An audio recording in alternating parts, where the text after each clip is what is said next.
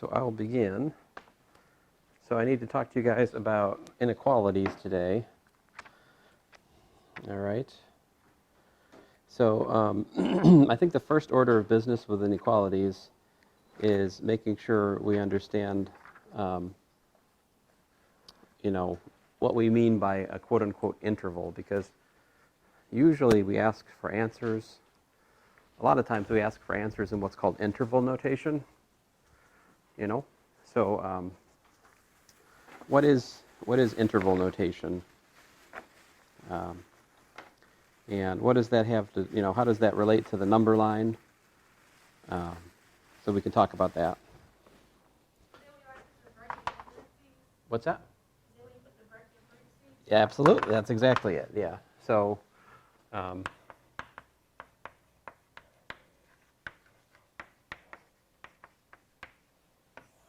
so if we had on the number line, we're going from, like, say, the point A to the point B, right? And you have x in here, right? That's a typical point. We'd write A less than or equal to x, less than or equal to B, right? And if you want to talk about all x which are in there, so this means x is in A comma B. So we make these square brackets to indicate that both A and B are included in the solution, right? In contrast, right, if we had, like A was not included, right, but B was included, right, and you want to talk about all x that are like that, though that would be A less than x, less than or equal to B. That's the inequality which describes that x, right? It's between A and B, but it can't equal A. And that would mean x is in where? So we do parentheses and then square bracket like that for that set.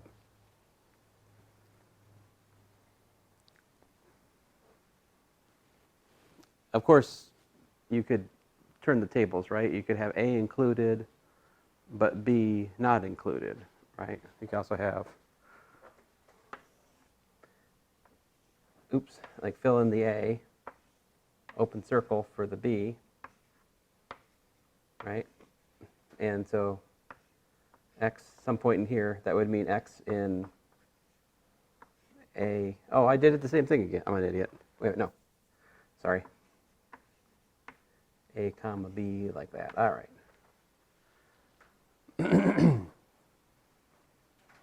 So interval notation is this right here. This is the interval. This is interval notation right here. There are also, you can talk about stuff like A to infinity, A to infinity, A included, minus infinity to B, or minus infinity to B where B is not included, right? And of course you also have the whole kit and caboodle. No one says that anymore. Like, this is the whole real line. So in terms of number line pictures, this would be something like you start at A, right? And then you just go on and on and on.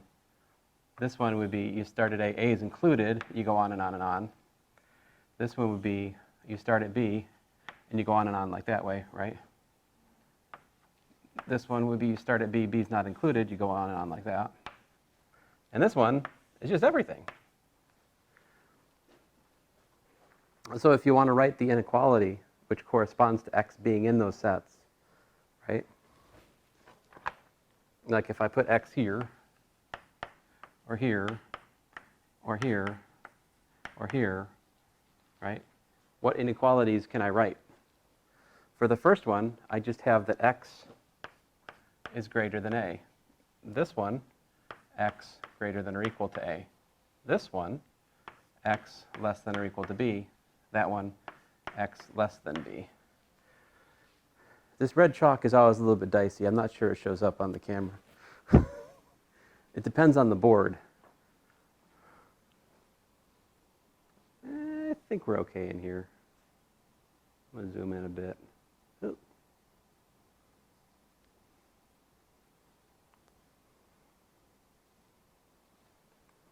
Okay, so as we're looking at problems today, we want to use interval notations to express our answers, right? So that's the first order of business. I need to remind you guys what are intervals. I think you know already, right? I mean, you've seen this before.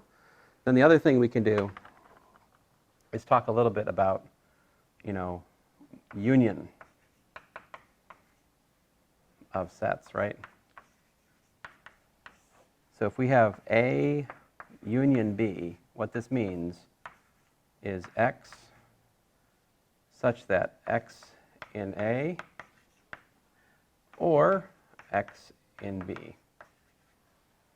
And this is the mathematical order, so like it could be that X is in both of them. That would also be allowed.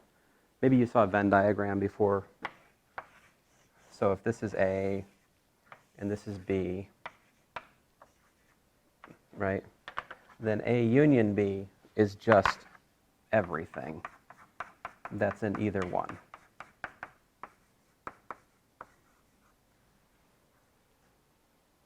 What's the other kind of thing we talk about with sets? The intersection, right? Intersection is just where they overlap. But we don't really use intersection in here, so I'm just mentioning it.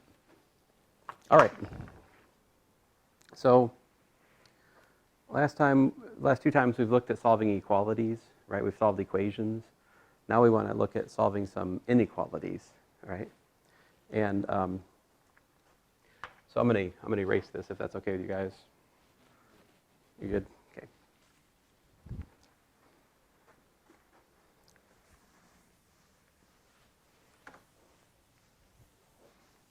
Now we got to be careful with inequalities. Like the way inequalities work, it's a little bit different. So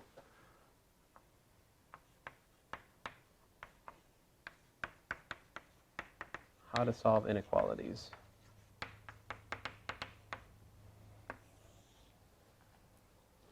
So some key ideas.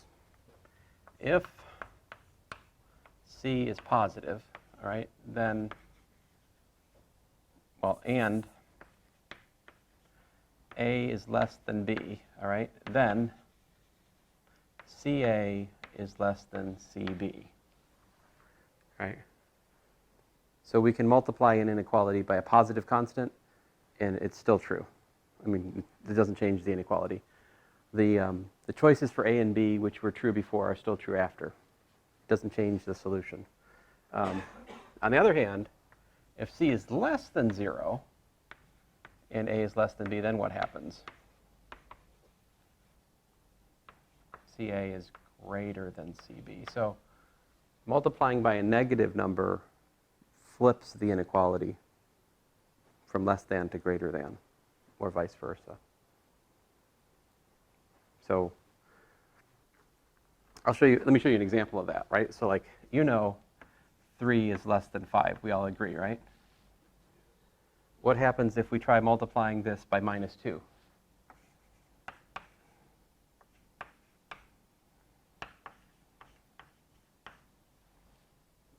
Well, see, minus 2 times 3 is what? Minus 6, right? And this is minus 10. I don't bite. You don't have to go so far. You're like trying to exercise your eyes? Okay. That wouldn't work for me. Look, so like on the number line, where are those? Minus 10, it's over here. Minus 6, it's over here, right? So is this less than that? No. This is greater than that. See? We have less than, multiply by minus 2, it becomes greater than. So we got to watch out. If we're multiplying by a negative quantity, it flips inequalities over. All right?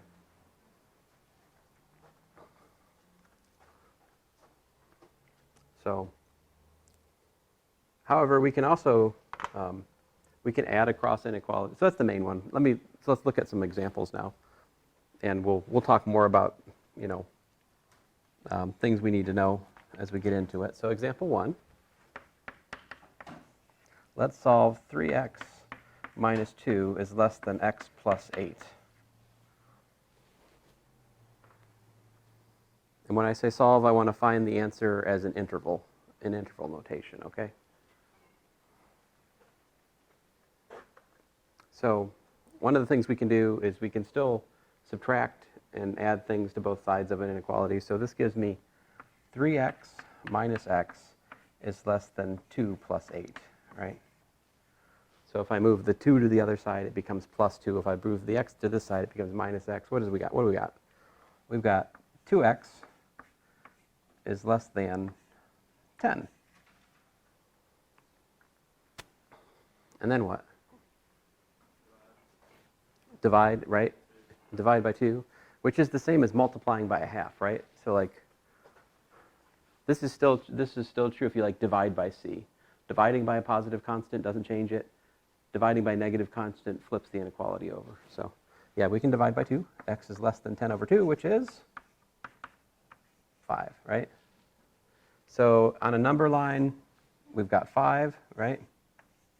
And where is x? X is less than 5. So here's a picture of it. X is over here, right? So on the number line, the answer looks like this. So what is our answer in interval notation?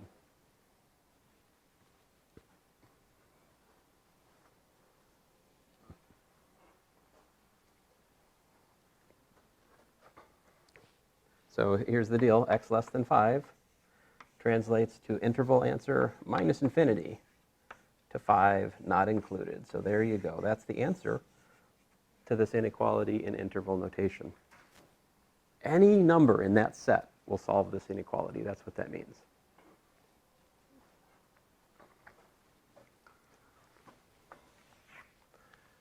Example 2. Suppose we've got 3 less than or equal to 2x plus 3 less than, oh, I don't know, 10. This is called a compound inequality because it's got 2 going on at once, you know. And so what we can do is we can subtract 3, right? We could subtract 3 across it. So we got what? We got 3 minus 3 less than or equal to 2x less than or equal to 10 minus 3, right? Because the 3's canceled in the middle, right? 3 minus 3 is 0. Y'all with me? Oh, thank you. Yes, don't let me do that. This is still strict less than. By the way, without the equals, it's often called a strict inequality. But anyway. So what we got? We got 0 less than or equal to 2x less than 7. Now what are we going to do? We want to isolate x in terms of an inequality. That's their goal.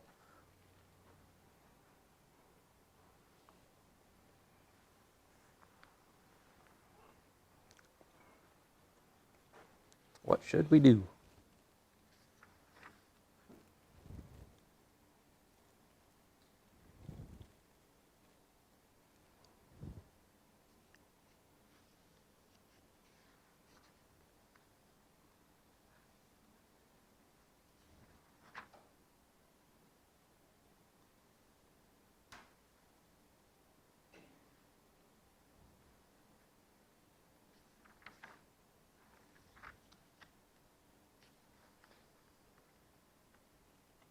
Nobody? Divide by 2. All right. Yeah. Put him out of his misery. Let's see here. 2x over 2 less than 7 over 2. So we got what? 0 is less than or equal to x is less than. Now we could you guys want decimal? We could do a decimal. 3.5, right? 7 halves is 3.5. And if we draw a number line, what do we got? 0 is included, right? 3.5 is not. And x is somewhere up in here, yeah? So what's the answer in interval notation? So do we have to use the infinity this time? We don't this time, right? So would it be like just right here, 0? Uh-huh. 7 over 2? Yep, thank you. So you're fine. 7 over 2, also totally legit.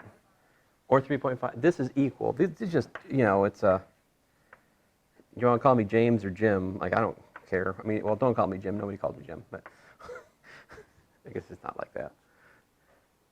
The funny thing is, people who call me Jim, like if your name is James, people will come up to you and call you Jim because they think like your friends call you Jim. But the irony of it is my friends don't call me Jim. So like if you call me Jim, it's like the best way of communicating to me that you don't know me. But anyway, I have a natural aversion to salespeople anyway. So.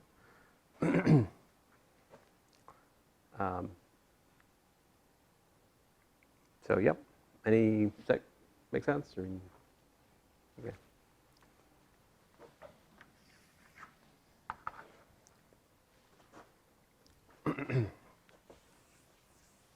Let's talk a little bit about word problems of sorts. I'm not really even talking about word problems necessarily, just a little bit of language. Like if x is at least 8, then fill in the blank. What does that mean? If x is at most 7, then fill in the blank. Like what inequality would that mean? If x is at least 8, what do we mean by that? For example, could x be 9? Could be. Could be 10, right? Yeah, we could say when we say x is greater than or equal to 8. So when we say it's at least something, that's a greater than or equal to statement. If x is at most 7. Right.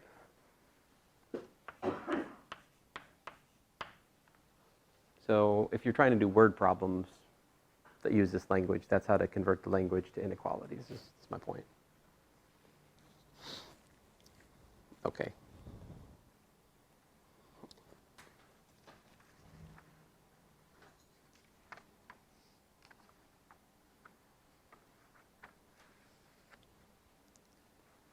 My bad. This is actually from section 1.5.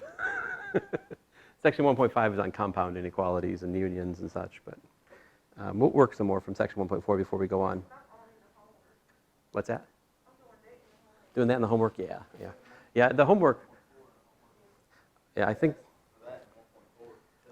the way the homework is set up is like basically the homework that you see is definitely you see all the homework until the first test for sure, right? So you can get ahead of class in the homework easily. Like we don't make it so you can only do the homework that we've covered in class. Like it's not like that. You can just go ahead, you know. So if you ever want to ask me questions about stuff I haven't gotten to, feel free. On that note, are there any questions from the homework?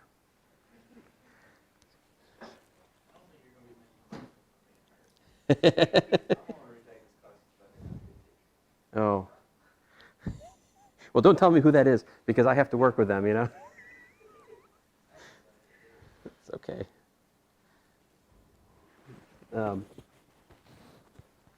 Let's see here, where was I? Here, let's look at minus 1/8 y less than minus 9/8.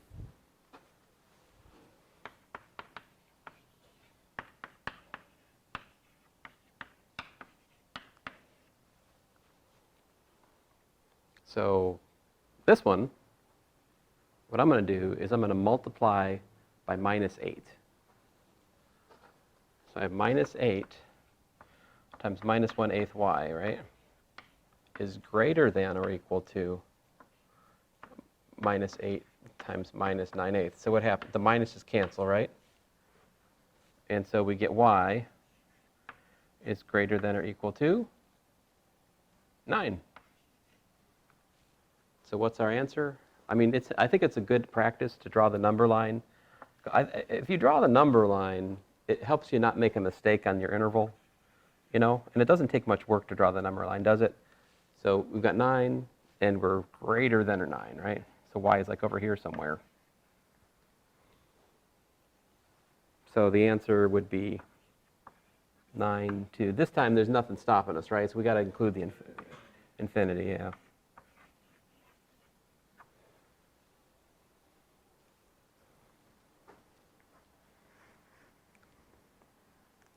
Let's see here. Here I'll do number 48 from this.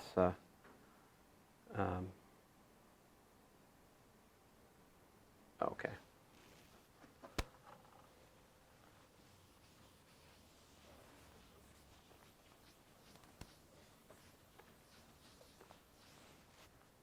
So this is actually number 48 from section 1.4, but anyway.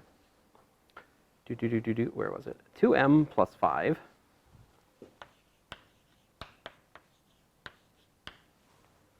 greater than or equal to 16 times m minus 4.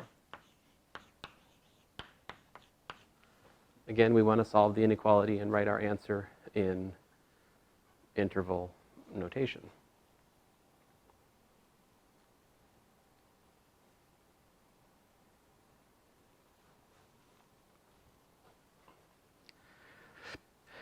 Let's see. So this one here, what I'm going to do first is just distribute the 16. So this gives me 2m plus 5 greater than or equal to 16m. Let's see here. 16 times 4 is 64, right? So that's minus 64.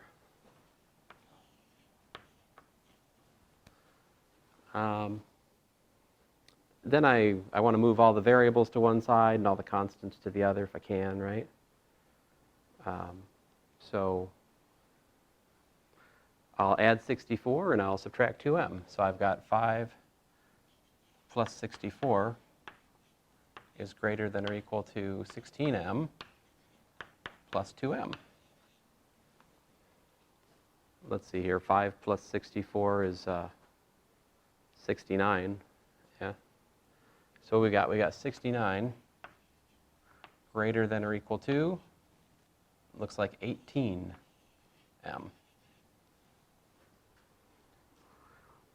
And just as a sort of my OCD, whatever you want to say, I like to put the variable on the left. So I'm going to flip this thing. This is 18m less than or equal to 69, right? You can do that. Oh, thank you. Thank you very much. So that means that we don't have 18, we've got a what? 14. Thank you.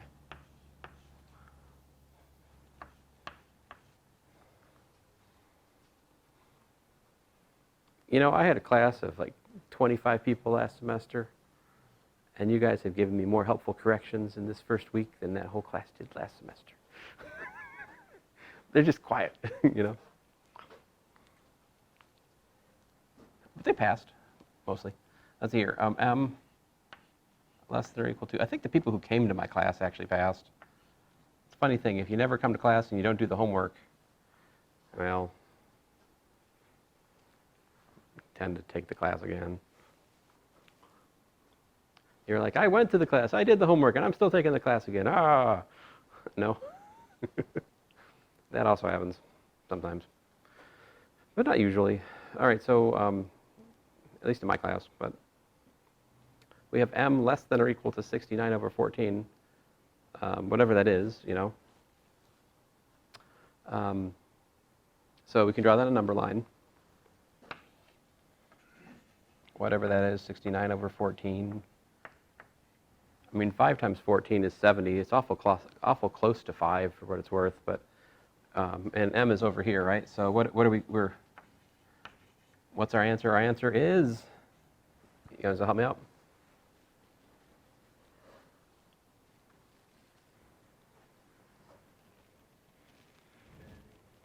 Yeah, minus infinity to 69 over 14. Now, as you're working the homework, they might ask you for roster notation, right? The other kind of notation that they sometimes want you to use is like this. This is equal to m such that m is less than or equal to 69 over 14.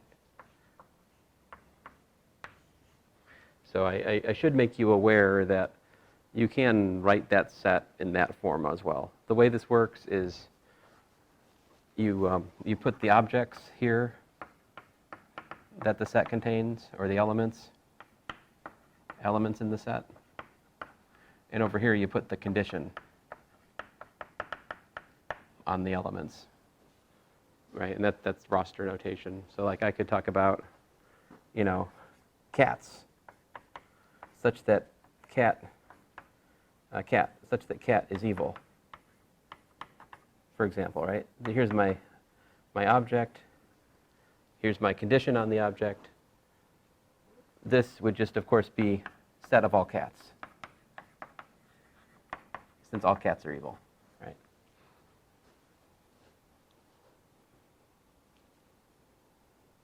Not a cat person? No debate? No? Just weren't expecting me to talk about evil cats today? No? Okay, fine.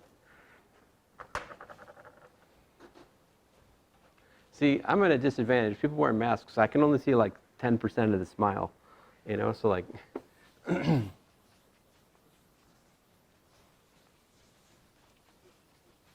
All right, so are we good on this kind of stuff? I think so. Let's move on.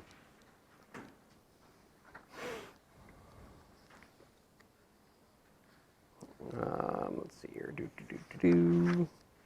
So section 1.5, it talks about intersection and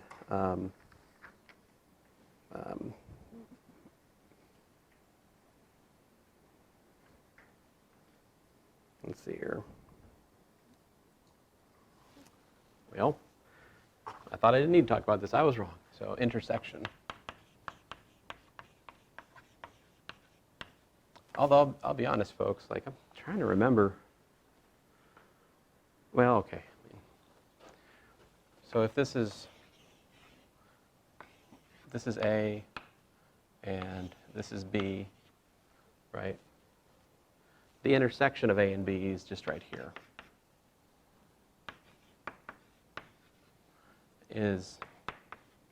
It contains all x which are in both A and B.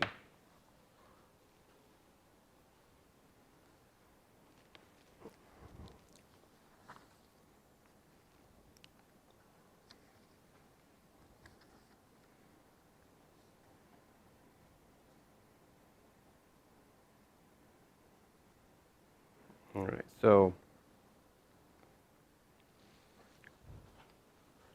example 5, find x solving x less than, excuse me, my bad.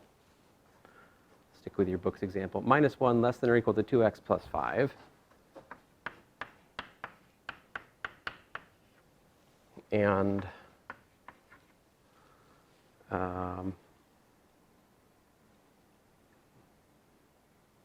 2x plus 5 less than or equal to 13.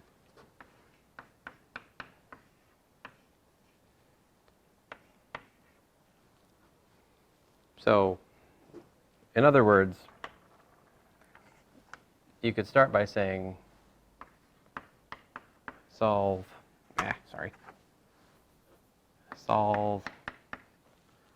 -1 less than 2x less than or equal to 2x plus 5 less than 13, right? And what the book says is like, well, solving that compound inequality is actually solving two inequalities at once, right? You're solving -1 less than or equal to 2x plus 5, and you're solving 2x plus 5 less than or equal to 13, right? Now, and the book discusses like solving them separately,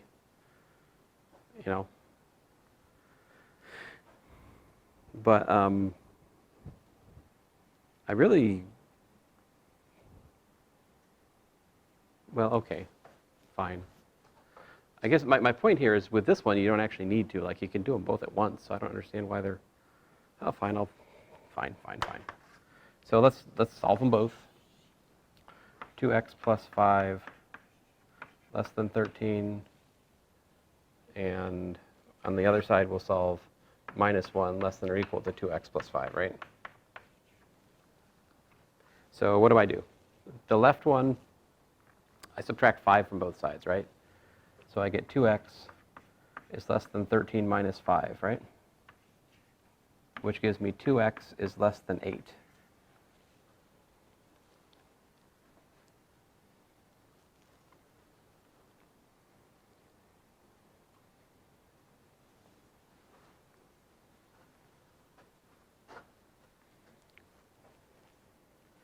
And then what?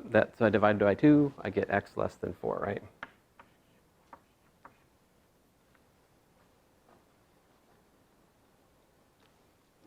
On the other side, I subtract 5 from both sides, I get minus 6 less than or equal to 2x.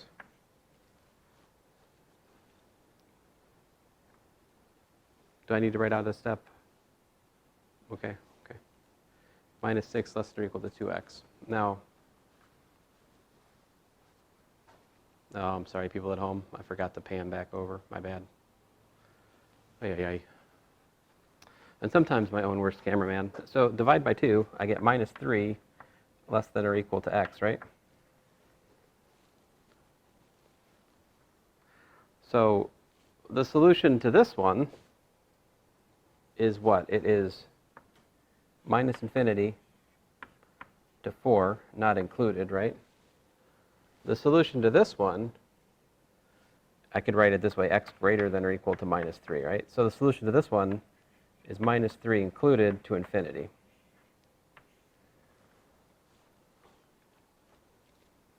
If you take the intersection of these two sets, that's where both things are true. So minus infinity to 4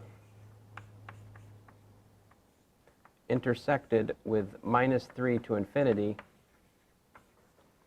is equal to, well, minus 3 to 4, not included. And I can draw a picture of that for you guys. So like what's going on here is, I'll draw this one in red. So like 4 to minus infinity is this one, right?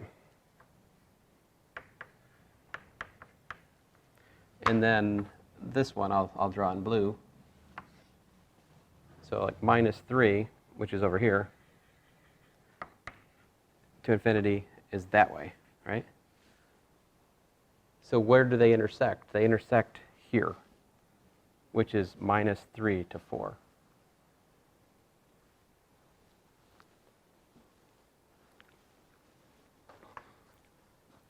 I'm really not, honestly guys, I'm not a fan of the way the book did this though, because when I have a compound inequality, like the way I solve it is I just work with the compound inequality like we did in the first example I did.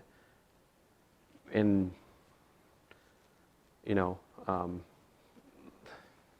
let me show you what I mean by that.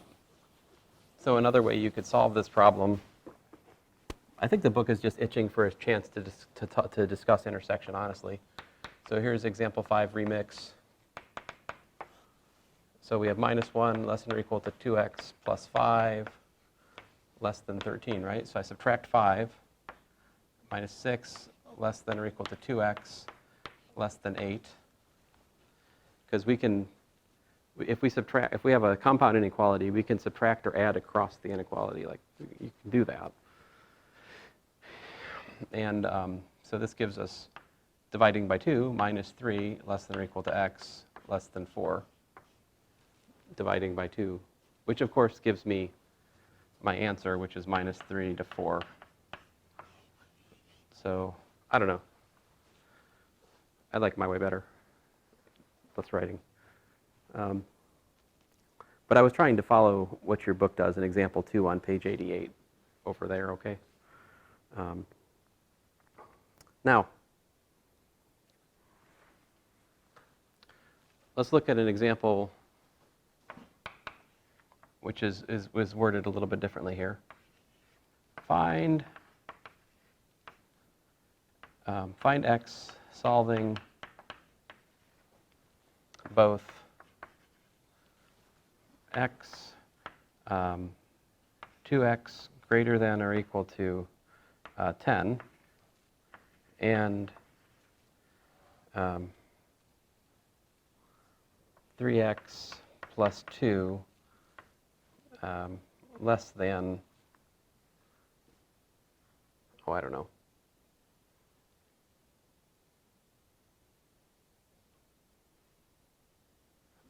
minus 10.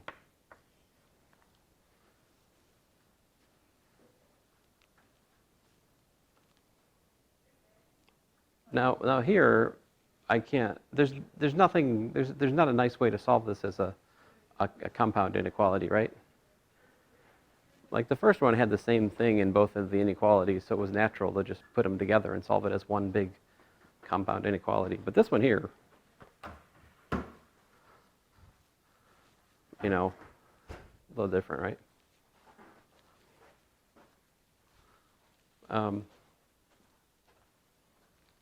Let's see here. So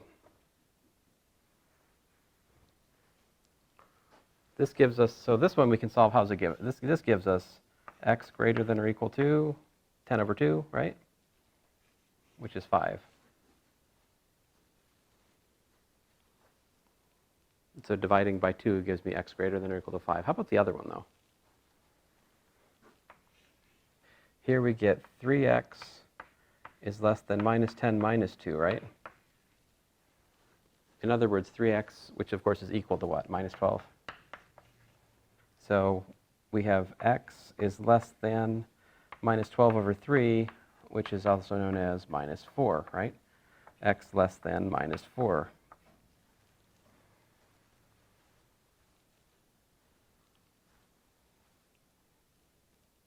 Let's draw a number line. What's going on here?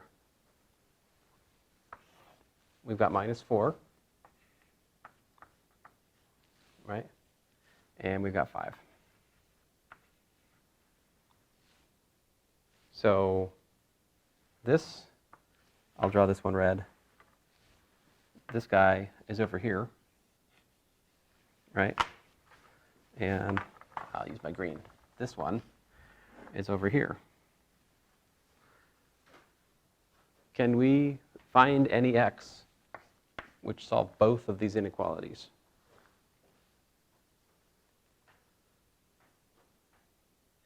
Like, what's the answer in this case? The answer is there is no such x. It's impossible. Because you cannot be both to the right of 5 and to the left of minus 4 at the same time, right? But we could change the wording a little bit here. If instead of saying solving both this and that, if I instead change the wording to, I'll make it a separate example so it's not confusing. Solve 2x greater than or equal to 10, or 3x plus 2 less than minus 10. Like, find all x which solve one or the other, right? Then what I do is I just take the union of the two answers. Like, so here, what I was getting at was minus infinity to minus 4 intersected with 5 included to infinity is what's called the empty set.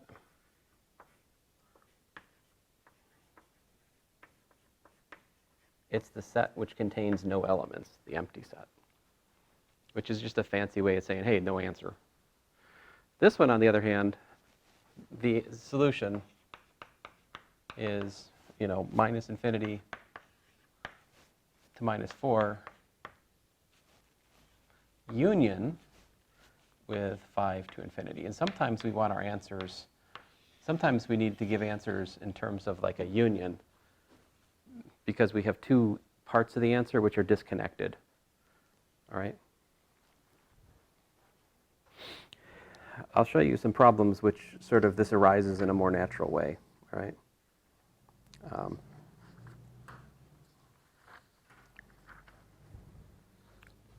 Oh, here, let me show you some. Let's relax our brain for a second here. Example 8.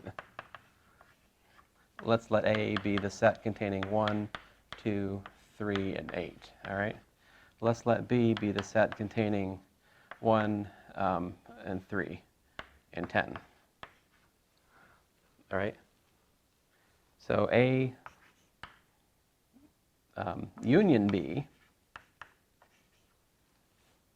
we just put everything together. And the rule for sets, I only have to keep one copy of each thing. So like even though I've got a 1 and a 1, I just keep one of the 1s. So I do like 1, 2, and one of the 3s, 3, 8, 10. So that would be A union B. A intersect B, on the other hand, you guys tell me what that is.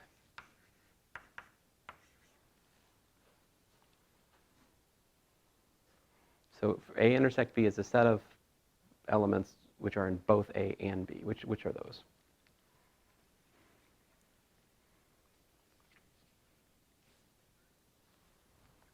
I heard a 1 and a 3. We have a winner. Yes, sir.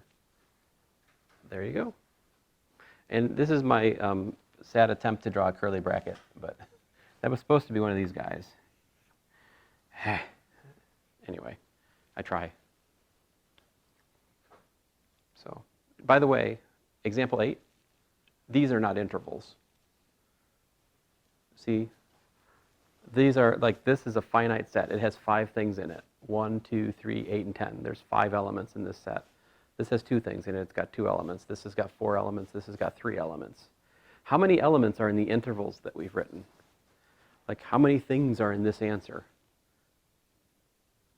Yeah, I see 2, but you're right there. Well, look at this. So we're going from -3 on the number line, right, to 4, right? What's in there? Let me tell you some things that are in there. 0, it's in there.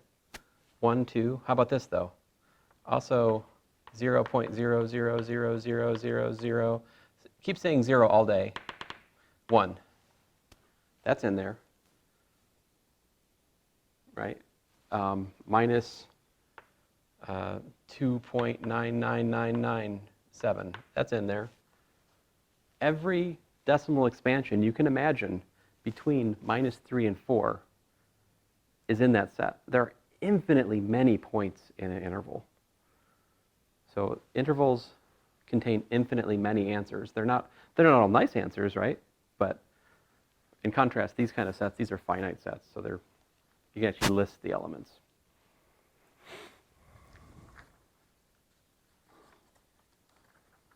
All right, so let's see where we are here.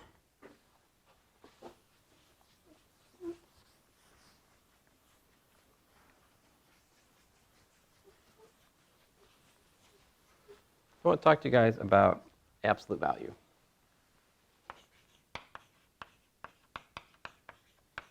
So we're starting section 1.6. So here's the deal. The absolute value of A, right?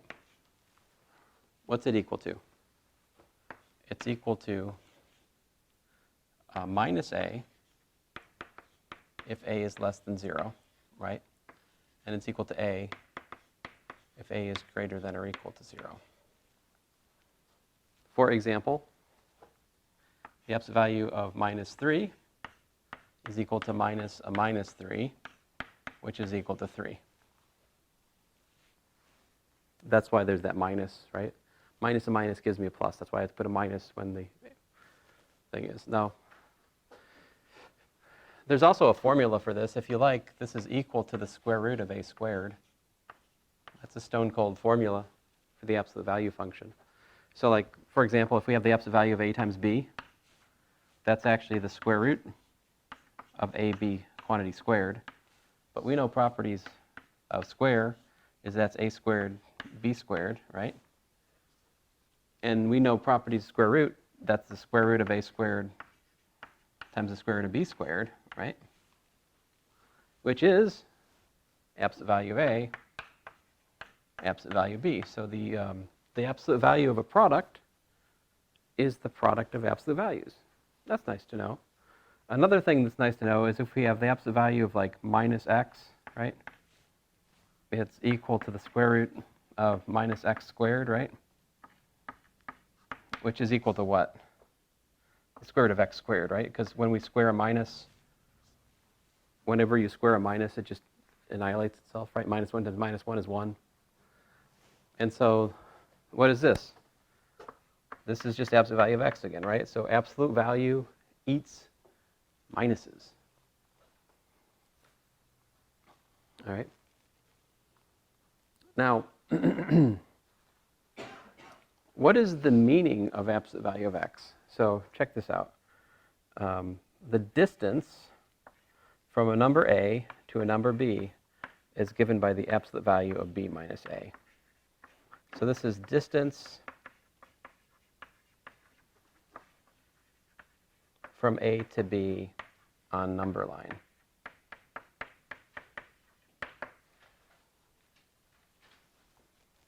So like, for example,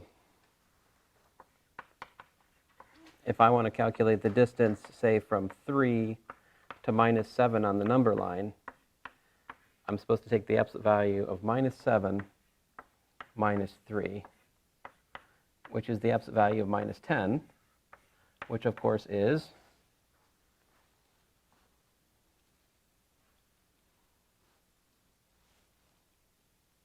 10, right? Absolute value of minus 10 is 10. So does that make sense?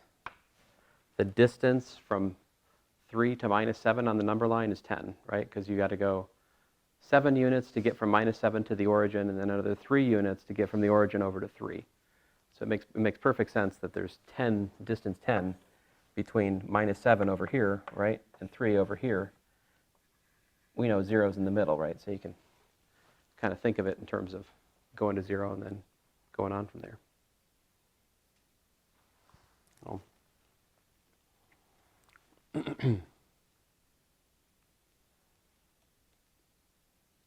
So anyway, I just wanted to start us with that. Next time we'll solve inequalities involving absolute value, all right?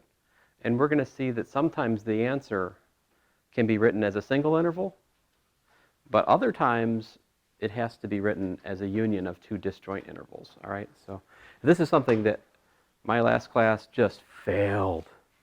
Like, many of them would have had a good grade on the first test, except they just completely just messed up these problems. And it's not just them. Every time I teach this course, and not just me, all the other instructors too, like this particular material, the inequality stuff, gives you guys trouble.